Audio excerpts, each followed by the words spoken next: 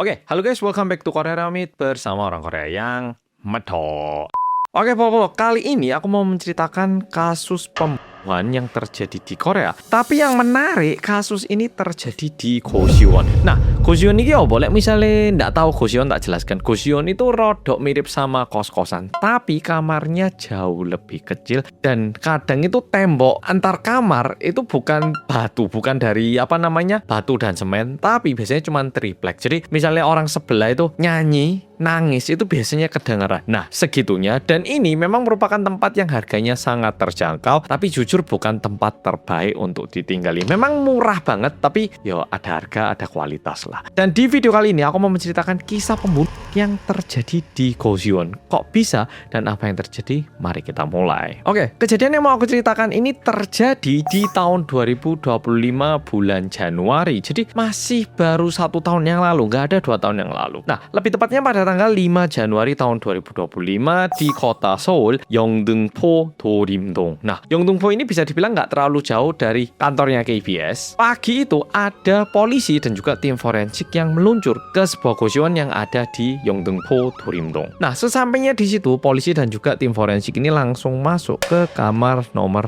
305 yang ada di tempat itu. Di dalam kamar 305 ada seorang perempuan yang tiduran dan sebenarnya perempuan ini udah meninggal.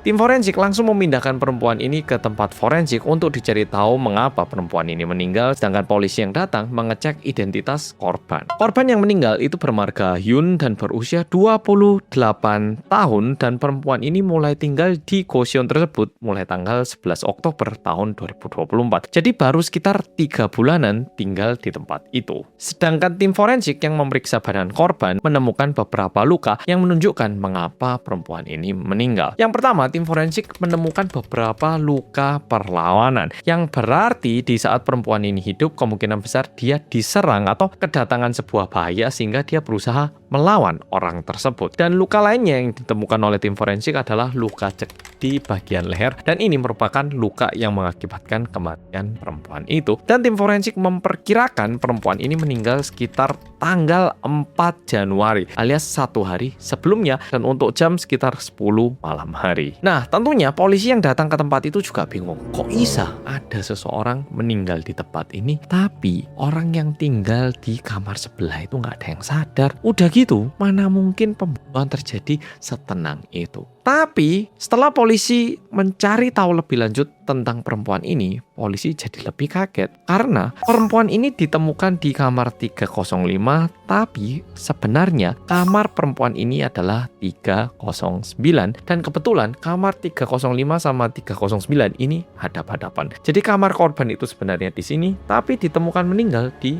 kamar ini. Tentunya polisi jadi ingin tahu pemilik kamar 305 tempat korban ditemukan. Ternyata kamar 305 merupakan tempat tinggal seorang laki-laki yang bermarga Lee, usia 43 tahun. Dan laki-laki ini diketahui bahwa dia masih belum punya pekerjaan alias nganggur, dan cowok ini udah tinggal di goseon ini mulai tanggal 16 April tahun 2024. Jadi untuk cowok ini paling nggak udah 8 hingga 9 bulanan tinggal di tempat itu.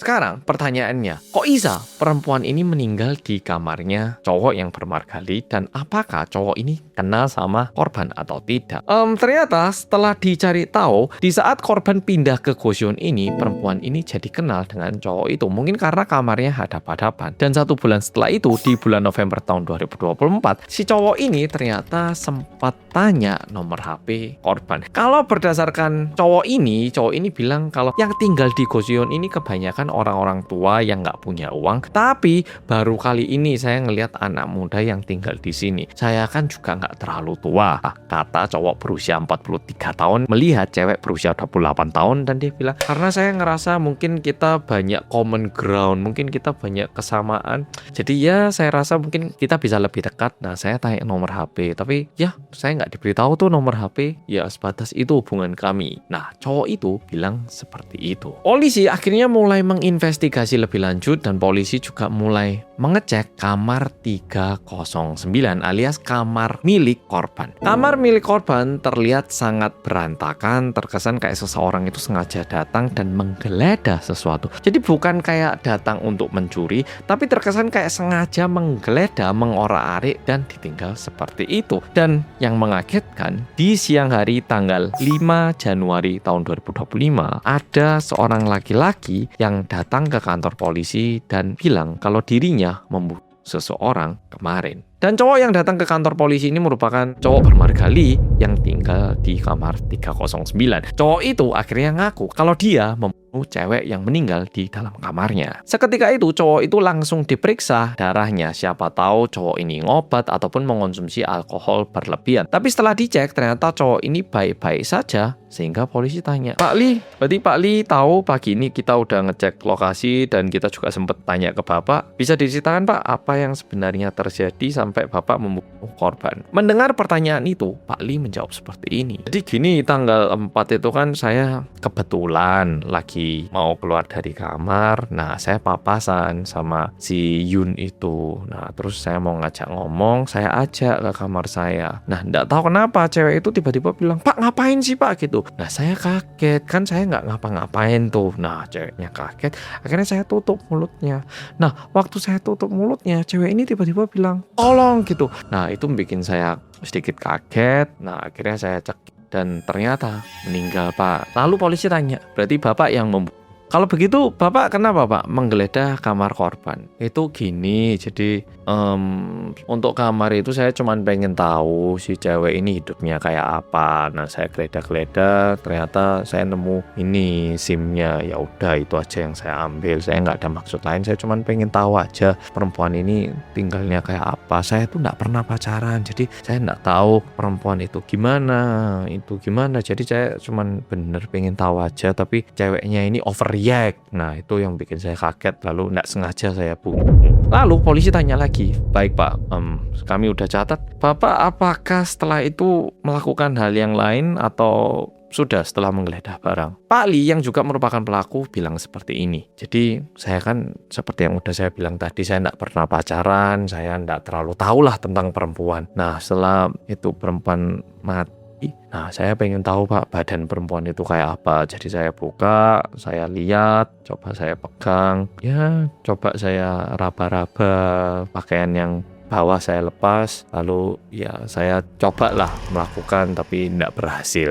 Nah, pelaku bilang seperti itu. Dan setelah mendengarkan semua ini, polisi tanya lagi, baik Pak, kami paham bagaimana Bapak melakukan semua kejadian ini, tapi apa motif Bapak melakukan pembunuhan ini? Dan Pak Li memberi jawaban seperti ini. Sebenarnya gini Pak, Oktober itu kan saya ketemu, dan November akhirnya saya mulai kenal, tapi ternyata saya tidak dikasih nomor HP Pak. Saya udah bilang saya suka, ternyata dia tidak memberikan reaksi yang sama, dan saya takut Pak kalau cewek ini nanti pindah ke tempat lain atau gimana gara-gara saya. Nah, sebelum pindah saya rencananya ya jujur mau saya berkuda Pak, karena saya takut nggak bisa bertemu lagi sama perempuan ini Pak. Jadi setelah pembicaraan dan juga investigasi yang panjang, polisi akhirnya jadi tahu kalau sebenarnya cowok ini pingin melakukan kekerasan seksual terhadap perempuan itu, tapi karena bisa dibilang ceweknya melakukan perlawanan, akhirnya pembunuhan terjadi. Namun yang menarik, cowok ini kan terus-menerus bilang kalau dia itu dari dulu nggak pernah megang perempuan lah, nggak tahu badan cewek gimana. Berulang kali ya toh. Tapi ketika cowok ini dicek identitasnya, ternyata si pelaku alias cowok bernama Gali ini ternyata pernah masuk penjara di tahun 2010 karena di malam hari dia itu pernah mengikuti cewek yang berjalan sendiri dan mencuri barangnya, lalu setelah itu memperkosa cewek itu. Diakibatkan itu cowok ini pernah dipenjara selama 6 tahun dan dibebaskan di tahun 2016. Dan 9 tahun setelah itu di tahun 2025 lagi-lagi cowok ini melakukan percobaan pemerkosaan. Jadi sebenarnya cowok ini bilang kalau dia nggak tahu bagaimana badan perempuan karena nggak pernah ini.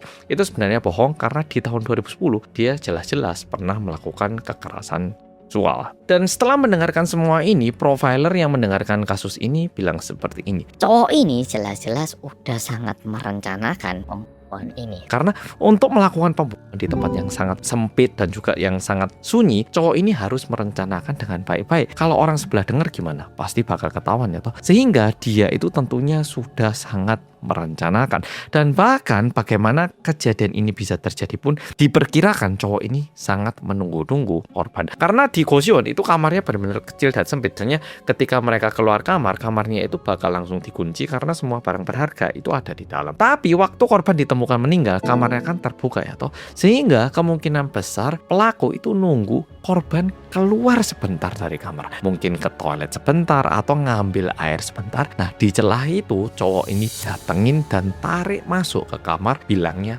mau ngomong, padahal sebenarnya ingin melakukan pemerkosaan. Dan terkesan mungkin cowok ini memang sebenarnya tidak ada keinginan membunuh, tapi karena tujuan awalnya tidak berhasil, daripada ketahuan dan dilaporkan, apalagi dia pernah masuk penjara, nah itu yang membuat dirinya melakukan pembunuhan. Sebenarnya kalau dilihat seperti ini, pelaku ini kan terkesan dia udah menyesali perbuatannya, apalagi dia menyerahkan dirinya sendiri ke kantor polisi atau. Tapi ternyata agak berbeda. Di malam tanggal 4 setelah dia membunuh korban, yang dilakukan cowok ini adalah dia keluar dari tempat tinggalnya, dia pergi ke salah satu penginapan yang agak murah, lalu di situ dia ternyata memanggil prostitusi untuk melakukan hubungan seksual, dan baru sorenya dia menyerahkan dirinya sendiri. Dan profiler yang mendengarkan ini memberi penjelasan seperti ini. Pelaku kemungkinan besar dia itu memang ada niat untuk melakukan kekerasan. Tapi ketika ini tidak berjalan dengan baik, dia itu merasa ini nggak komplit, sehingga yang dia lakukan adalah dia mengumpulkan barang ataupun mencari sesuatu yang bisa dikoleksi, tentunya barang milik korban, dan yang dia ambil adalah SIM. Tapi karena hasrat seksualnya itu masih belum terlepaskan, dia pergi ke penginapan dan memilih untuk membayar seseorang untuk melepaskan hasrat seksualnya. Dan setelah itu dia udah muncak dan ada yang namanya cooling down. Pelaku-pelaku pembunuhan ataupun apa, biasanya itu mereka setelah gini, mereka itu butuh waktu untuk menenangkan diri, cooling down. Kalau misalnya pembunuh berantai, biasanya setelah cooling down dia melakukan lagi, terus cooling down lagi, melakukan lagi. Nah, kemungkinan besar setelah cooling downnya turun, dia baru memutuskan untuk menyerahkan dirinya kepada polisi karena dia udah merasa puas dan nyaman. Jadi bukan dikarenakan penyesalan, tapi ya semuanya udah terpenuhi. Dan satu analisa menarik yang dibuat oleh profiler, dan ini menurutku kita semua perlu tahu. Kemungkinan besar pelaku ini dia itu memiliki kelainan. Kemungkinan entah dia nggak bisa berhubungan secara langsung setelah kejadian di tahun 2016 atau gimana, ataupun dia memiliki fetis. Contoh, perempuan ini kan tinggal di lantai yang sama ya toh. Dan sebenarnya Goseon yang jelek pun di Korea biasanya cowok sama cewek itu beda lantai. Yang murah jelek pol itu yang biasanya baru dicampur. Jadi ada kemungkinan Goseon ini benar-benar Goseon yang jelek gitu. Nah, cowok ini kemungkinan ada fetis, dia itu merasakan kepuasan dengan memegangi barang milik perempuan. Jadi bukan badannya, tapi misalnya cewek ini punya gelasnya di dapur. Nah, dia megang ini, ada kepuasan. Mungkin cewek ini punya handuknya ditaruh mana, dia pegang, nah dia merasakan kepuasan. Kayak orang-orang yang suka nyuri dalemannya cewek, nah mereka itu kan merasakan kepuasan dari barang yang digunakan sama perempuan ya toh. Nah, kemungkinan besar cowok ini juga memiliki fetish yang seperti itu, atau kepuasan dari melihat. Jadi meskipun tidak harus melihat cewek ini mandi atau gimana, tapi melihat cewek itu, dia itu bisa merasakan kepuasan. Dan puncak dari kejadian kali ini kemungkinan besar berawal dari bulan November saat dia minta nomor HP dari cewek itu, alias waktu dia nembak cewek ini dan ditolak. Dan cowok ini nyadar, duh, kalau gini bisa jadi cewek ini pindah. Kalau cewek ini pindah ke tempat lain, wah, aku kan gak bisa memenuhi kepuasan seksualku. Nah, karena mungkin waktu cewek ini masih tinggal di situ, dia itu masih bisa megang barangnya ataupun mengintai. Tapi kalau cewek ini keluar, dia udah gak bisa lagi ya toh. Sehingga mungkin pelaku ngerasa, oke, ini kesempatan terakhirku untuk memuaskan kepuasan seksualku gitu. Mungkin memang pelaku ini sengaja mencari Goseon yang cowok sama cewek itu dicampur biar dia bisa mencari kepuasan seksual dengan cara yang kurang baik, tapi mungkin gitu. Dan waktu kasus ini dibawa ke pengadilan, pelaku meminta keringanan kepada hakim dengan alasan seperti ini. Pak Hakim, saya sudah tidak berhubungan dengan mama saya selama 30 tahun. Ibu saya meninggal di tahun 2022. Papa saya pun sudah tidak lagi ada hubungan sama saya 10 tahun terakhir. Saya ini hidup sendiri di bumi ini. Saya benar benar-benar kesepian, nggak ada yang namanya keluarga buat saya, sehingga saya melakukan ini. Bukan karena saya ingin melakukan, tapi karena saya sendiri. Dunia ini yang membuat saya seperti ini. Jadi memang betul kadang itu ada orang-orang yang dijahati sama orang sehingga menjadi orang jahat. Tapi kebanyakan pelaku yang melakukan kejahatan-kejahatan kriminal dari konten detektif Reomit yang aku bahas, biasanya entah kenapa mereka mencari alasan dari orang sekitar. Kamu kok mempercayai? Karena sejak kecil saya itu tinggal di keluarga yang seperti ini. Memang bisa jadi, tapi mereka mengiyakan alasan itu untuk melakukan kejahatan kriminal. Kenapa kamu seorang? Bukannya saya ingin tapi lihat, semua orang lu bahagia, saya nggak bahagia. Kenapa saya nggak boleh bahagia dengan cara ini? Nah, contoh-contohnya kayak gitu. Dan cowok ini menggunakan alasan ini untuk meminta keringanan kepada kehakiman yang ada di pengadilan. Tapi untungnya pengadilan yang kali ini lumayan memuaskan. Gak kayak kasus-kasus lainnya, hakim merasa pelaku ini memiliki potensi untuk melakukan kejahatan lagi, sehingga ada perlunya untuk ditahan di dalam penjara, sehingga hakim menjatuhkan hukuman penjara tanpa batas ditambah dengan pembukaan identitas selama 10 tahun dan juga wajib menggunakan alat pelacak lokasi selama 20 tahun. Nah sih, boleh-boleh mungkin tanya, lu mas jari ini penjara tanpa batas lah, kok ada pembukaan identitas sama itu buat apa, kan toh dia di penjara. Ini udah aku juga sering kali bilang di konten detektif Reomit, ini juga menarik. Jadi penjara tanpa batas bukan berarti penjara seumur hidup. Penjara tanpa batas yang jelas. Bisa jadi 20 tahun, bisa jadi 10 tahun, bisa jadi 40 tahun, bisa jadi 5 tahun. Kita nggak tahu kapan bakal dibebaskan, tapi mungkin suatu hari kamu bisa tak bebaskan. Nah, jadi kesan hukumannya kayak gitu, yang tentunya mungkin terkesan berat, tapi di satu sisi juga ada harapan kalau cowok ini bisa dibebaskan. Dan 10 tahun pembukaan identitas ini pun dia nanti keluar dari penjara. 10 tahun ini cuman berlaku untuk orang sekitar. Jadi misalnya aku tinggal di Malang RT 5. Nah, cuman orang RT 5 yang tahu mereka mendapatkan notifikasi, tapi warga yang mendapatkan notifikasi itu pun nggak boleh ngupload ataupun nge-share informasi ini, mau di Instagram, Facebook, ataupun kepada orang-orang sekitar. Jadi informasinya itu tidak boleh di-share berlebihan karena pelaku memiliki HAM. Ini undang-undangnya Korea. Oke, aku ya nggak paham, tapi kayak gitu. Nah, sehingga alat pelacak lokasi itu diwajibkan selama 20 tahun. Jadi suatu hari nanti waktu kamu bebas selama 10 tahun identitas kamu harus terbuka kepada orang-orang sekitar kalau kamu pernah melakukan kejahatan ini, dan selama 20 tahun kami kepolisian memiliki hak untuk tahu lokasi kamu di mana. Jadi bisa dibilang hukumannya lumayan berat, tapi yang disampaikan sama profiler adalah seharusnya kasus kali ini bisa dicegah. Dari kejadian pertama saat dia melakukan pencurian dan juga